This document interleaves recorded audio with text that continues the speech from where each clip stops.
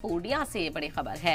पप्पू यादव चुनाव लड़ने पर अड़े हुए हैं। जरा के हवाले से बड़ी खबर सामने आ रही है, वापस नहीं लेंगे पूर्णिया से अपना नॉमिनेशन। कांग्रेस के दबाव के बाद भी इंडिपेंडेंट उम्मीदवार के तौर पर इंतखाब लड़ेंगे पप्पू यादव। कांग्रेस छोड़ सकते हैं हालांकि, लेकिन पूर्णिया सीट नहीं छोड़ेंगे। दूसरे मरहले के लिए नाम वापसी का आज आखिरी दिन है और लगातार कांग्रेस की तरफ से कहा जा रहा है कि किसी भी उम्मीदवार को इंडिपेंडेंट लड़ने की इजाजत नहीं है। किसी भी लीडर को कांग्रेस के आजाद उम्मीदवार के तौर पर लड़ने की इजाजत नहीं है और ऐसे में पप्पू यादव ने पूर्णिया से अपना नॉमिनेशन दाखिल किया। इंतखाबी तस्वीर भी वो करते हुए नजर आए, इस वक्त काफी भावुक नजर आए और उन्होंने पहले ही कहा था कि दुनिया छोड़ देंगे लेकिन पूर्णिया सीट नहीं छोड़ेंगे। लेकिन इंडिया इत्तेहाद में जब सीटों का बंटवारा हुआ तो पूर्णिया सीट आरजेडी के खाते में गई और आरजेडी ने बीमा भारती को वहां से उम्मीदवार बनाया है। लेकिन ऐसे में कांग्रेस ने उन्हें नॉमिनेशन वापस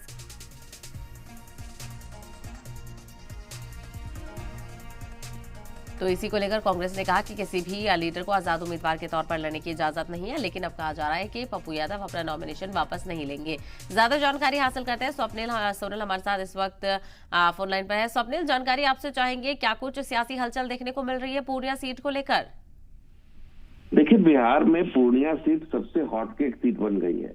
अगर बिहार में 40 लोकसभा की सीटें हैं तो 40 में 39 की बात नहीं हो रही, केवल एक की बात हो रही, वो पूर्णिया है। वजह यह है कि पूर्णिया में पप्पू यादव अपनी पार्टी, पप्पू यादव की पार्टी होती थी जन अधिकार पार्टी, उसका उन्होंने विलय कांग्रेस में कर लिया, जैसा हम स्टोरी दिखा भी रहे हैं और आप बता भी नहीं। और उसके बाद पप्पू वहां से पूर्णिया से खुद को कैंडिडेट मान बैठे थे। पूर्णिया सीट चली गई राष्ट्रीय जनता दल के कोटे में, वहां बीमा भारती आ गई। कांग्रेस ने सीधा मैसेज किया कि हमें जो 9 सीटें मिली हैं बिहार के अंदर, 40 में से, महागठबंधन की बात कर रहा हूँ, महागठबंधन में इंडिया अलायंस की बात कर रहा हूँ, इंडिया अलायंस में जो कांग्रेस है उसको 9 सीटें मिली। तो जो 9 सीटों पर कैंडिडेट्स हैं वही हमारे ऑफिशियल कैंडिडेट्स हैं। कांग्रेस ने ये कह दिया। पप्पू यादव ने कहा कि मैं किसी भी कीमत पर अपना नॉमिनेशन वापस नहीं लूंगा। कांग्रेस की तरफ से फिर जो प्रदेश स्तर के, स्टेट लेवल के जो लीडर हैं, उन्होंने ये मैसेज किया कि जो भी ऐसे चुनाव लड़ेगा उस पर अनुशासनात्मक कार्रवाई होगी, डिसिप्लिनरी एक्शन लिया जाएगा। पप्पू यादव फिर भी पीछे नहीं हटे और पप्पू यादव ने नॉमिनेशन किया और पूरी जोर शोर से चुनाव लड़ रहे हैं। तो ऐसी स्थिति में कांग्रेस के लिए ये, कांग्रेस की तरफ से ये बयान आना कि अब कार्रवाई हो सकती है, लेकिन पप्पू यादव ने अपने कदम पीछे नहीं खींचे। अभी क्या है, पूर्णिया के अंदर ट्रायंगुलर फाइट हो गई है। एनडीए की तरफ से संतोष कुशवाहा जेडीयू कोटे से पिछली बार के सिटिंग एमपी हैं, वो इस बार चुनाव लड़ रहे हैं।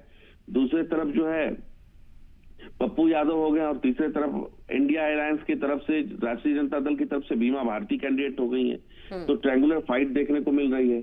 और पप्पू से जब मीडिया के लोगों ने बातचीत की, पूछा कि अभी भी नाम वापस लेने की कोई गुंजाइश बची है, तो उन्होंने सीधे तौर पर कहा कि किसी भी स्तर पर नाम वापस नहीं लेंगे, वो पूर्णिया से चुनाव लड़ेंगे और निर्दलीय अगर लड़ने की स्थिति है तो निर्दलीय ही फाइट करेंगे।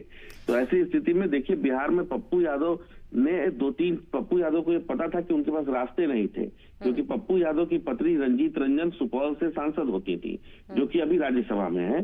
तो सुपौल सीट भी कहा जा रहा था कि पप्पू यादव को कांग्रेस शिफ्ट करा सकती है, क्योंकि उनकी पत्नी की सीट रही है, पत्नी राज्यसभा में है फिलहाल। तो सुपौल सीट भी राष्ट्रीय जनता दल के पास चली गई। तो ऐसी स्थिति में पप्पू के पास कोई रास्ता बचा नहीं था अपने पॉलिटिकल कैरियर को बचाने के लिए, पप्पू यादव का कहना है।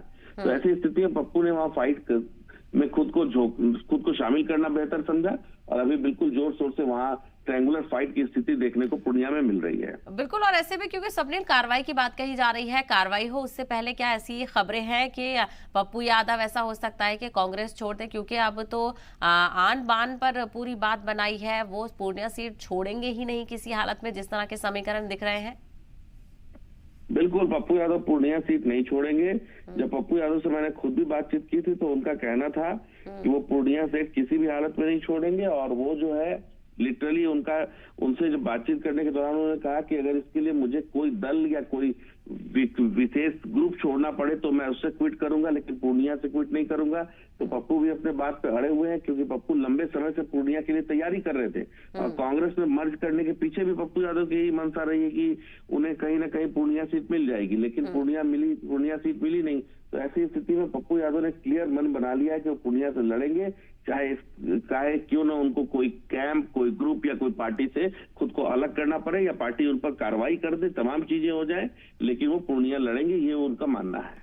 बिल्कुल कहीं ना कहीं हॉट सीट ये बनी हुई है। ऐसे में देखना बेहद अहम होगा कि पप्पू यादव क्या नॉमिनेशन वापस लेंगे या फिर कांग्रेस छोड़ेंगे, ये देखना बेहद दिलचस्प होगा। और ऐसे में मुकाबला भी कड़ा यहाँ पर नजर आएगा, तो बहुत कड़ा मुकाबला यहाँ पर नजर आएगा। स्वप्निल, आपका बहुत शुक्रिया तफसील फराहम करने के लिए। तो पूर्णिया सीट लगातार हॉट सीट बनी हुई है। ऐसे में देखना बेहद अहम होगा कि पप्पू यादव की तरफ से क्या कुछ फैसला सामने आता है, क्योंकि आज नॉमिनेशन वापस लेने का आखिरी दिन है।